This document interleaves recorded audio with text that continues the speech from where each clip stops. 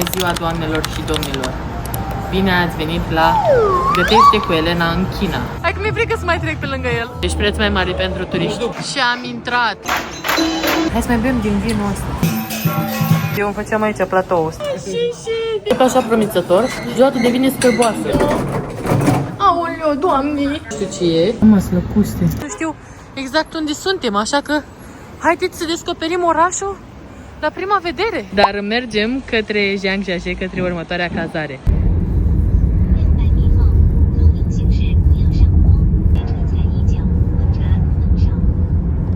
Am ajuns la hotelul din Zhangjiajie după o scurtă, aproximativ 40 de minute maximum, o călătorie cu taxi. Am ajuns la cazarea noastră. Vreau să vă spun că am plătit pe această cazare 237 de lei pe noapte, amândoi. Andrei dezamăgit că nu se mai deschide WC-ul singur, cum a fost în Chongqing. Sper să mai funcționeze acum. Sunteți pregătiți? 3, 2, 1... Uite-l, mă, cum s-a ridicat, mă! Bă, copilul, mă! Am venit direct de pe traseu, am venit direct de pe traseu de la Zhangjiajie, de la Parcul Național. Îmi place că e camera spațioasă, abia am deschis camera dincolo, aici avem o grămadă de spațiu, TV-ul și, ia uitați! Ia uitați ce priveliște. Este un hotel de 4 stele. Ne permite accesul facil către telecabina de la Tianmen Mountain, de la muntele Raiului Cerurilor. În acest preț este inclus și micul dejun. Deci au niște prețuri chinezi ăștia la cazări. De nici nu-ți mai vine să mai dai bani în Europa. Îți dai seama cât ești de jefuit în mod normal la noi în Europa. Avem aici și, cum se zice, un frigider. Eu m-am gândit că Zhangjiajie e așa, un oraș mic, nici măcar n-am făcut research ca să facem traseu aici. Și edita mai orașul de 10.000 de kilometri pătrați. Doamne, Maica Domnului! Deci eu am ieșit să mâncăm ceva, nici măcar nu mi-am luat trepiedul, pentru că m-am gândit, nu cred că am ce să filmez. Și e superb, e gigantic locul acesta, nici nu știu exact unde suntem, așa că haideți să descoperim orașul la prima vedere. Ia uitați ce am găsit la 50 de yuani. Mamă, e frumos tare de tot, vreo 30 de lei. Doamne, princip, magazin, pasaj. Am ajuns pe aici. Deci este foarte viu orașul. Miroase cam urât. Și e extrem de aglomerat pentru o zi de luni. Cred că sărbătorește și 1 decembrie și nu știam. Am văzut testoase fierte. Oh, ce groaznic! Ăștia parcă mănâncă mai dubioșeni, a? Da, trec pe roșu, eu nici pe verde nu știu să trec. Mamă, ce agitație este! Deci mi se pare că e așa de agitat, miroase așa de urât. Repet, eu am crezut că e un simplu orășel de munte, gen cu 1500 de locuitori. Și când colodita mai metropola în pana mea, 10.000 de kilometri pătrați. O, ce orașe au! Oamenii ăștia, vă dați seama ce mari sunt? Nu degeaba e China cât un continent. Deci nu se dau din calea ta. Deci nici cum. Nici cum. Ia. Uite cum merg pe stradă.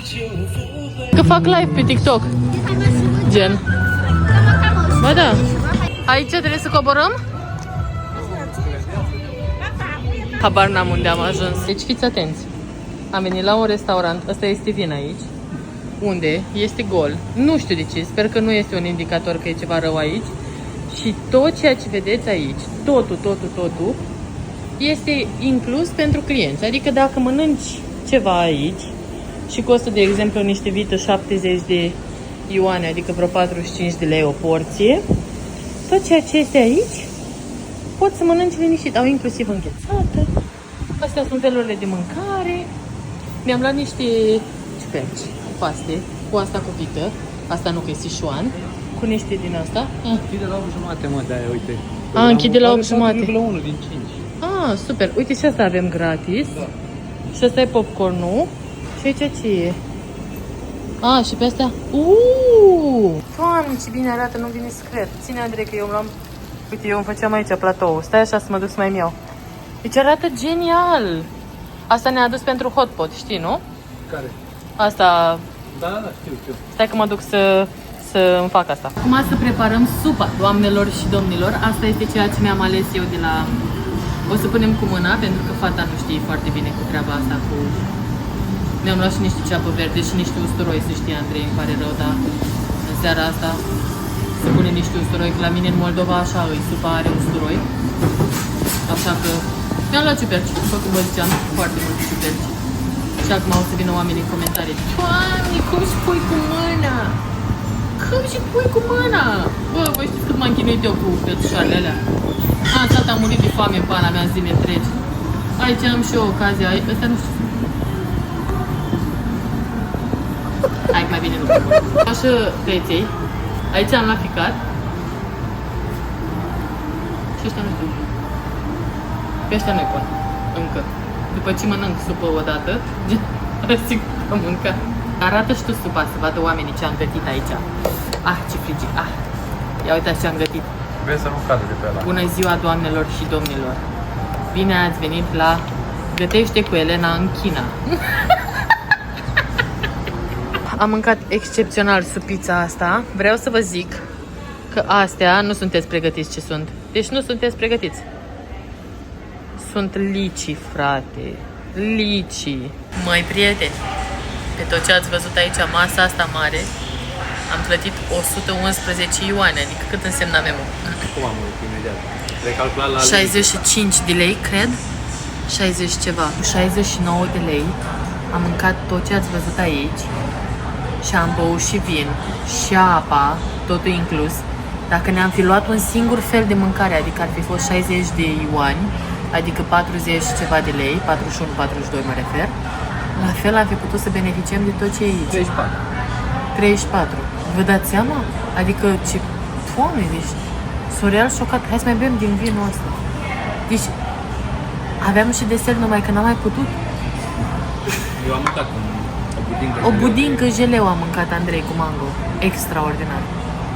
Nici măcar hot pot nu l-am plătit. Incredibil. Aici am mâncat, la Paton. Foarte mișto. Recomand 10 din 10. Și acum un taxi de 6 ioane, adică sub... 4 lei. Hai să zicem 4 lei cu indulgență. Nu știu cum o să mă întorc în România. Nu știu, nu-mi dau seama. Asta e hotelul nostru. Da, uite. Hampton.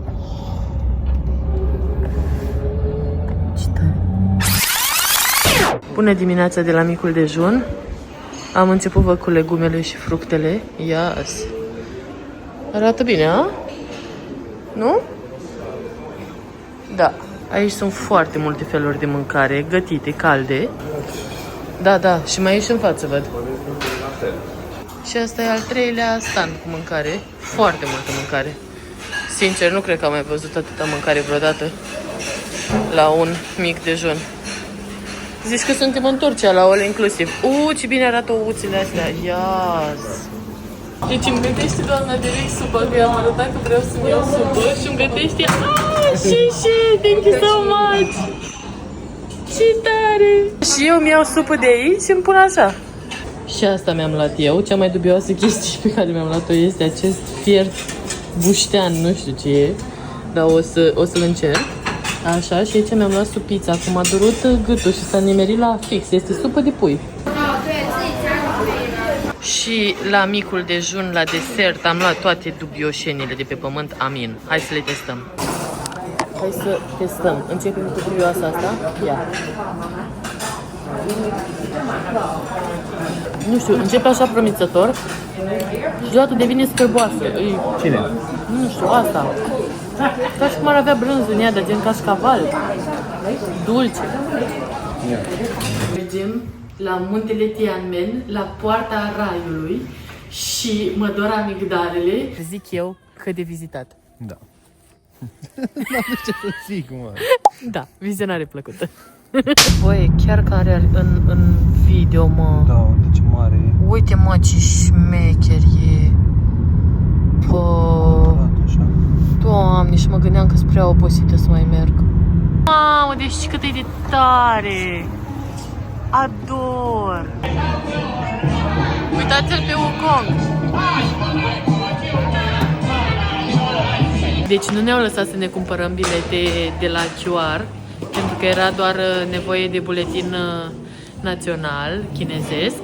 Costa 48 de yuan pentru ei și noi am dat de persoană și noi am dat 176 pentru amândoi. Deci preț mai mare pentru turiști.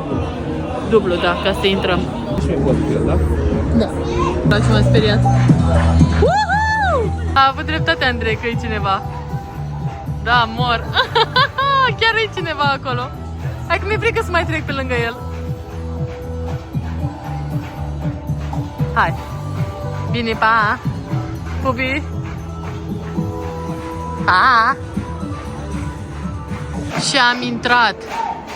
Și aici cred că se joacă un fel de ața, numai că cu bambus. Ia.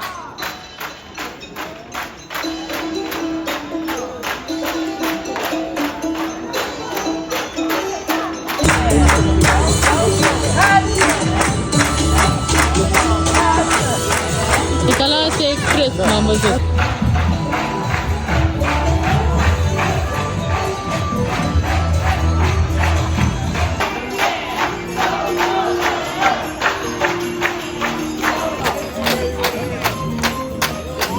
Da, da, uite ce bine le țin, vezi? Da. Hai, aș mânca din astea. Cred că a venit momentul să-mi testez și eu stomacul. Final boss. Și pe aici, practic, sunt foarte multe magazine, shop-uri, restaurante, tarabe cu mâncare și din astea de muzică, câteodată sunt și petreceri. E foarte mișto și foarte așa animat, așa, nu știu. Îmi place maxim. Și toate colorate și drăguțe, foarte mișto aici. Deci este atât de liber pentru că este intrare. Normal că este intrare și pentru localnici, nu doar pentru turiști. Dar e foarte șmecher. Cred că e spectacol.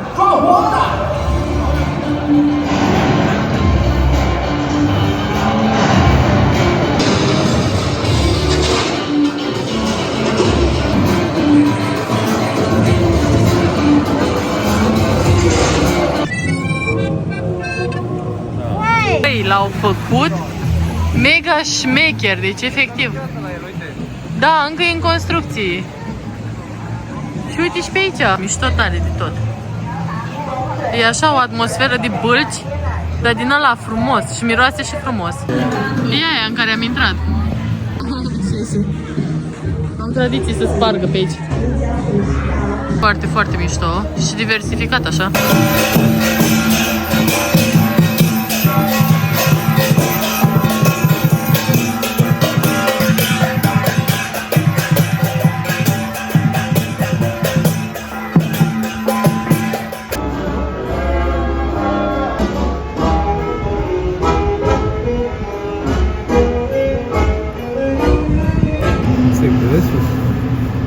Nu cred, sunt lăcuste, da. Da, mă, sunt lăcuste. Eu nu vreau dulce de astea. Da, ce cute.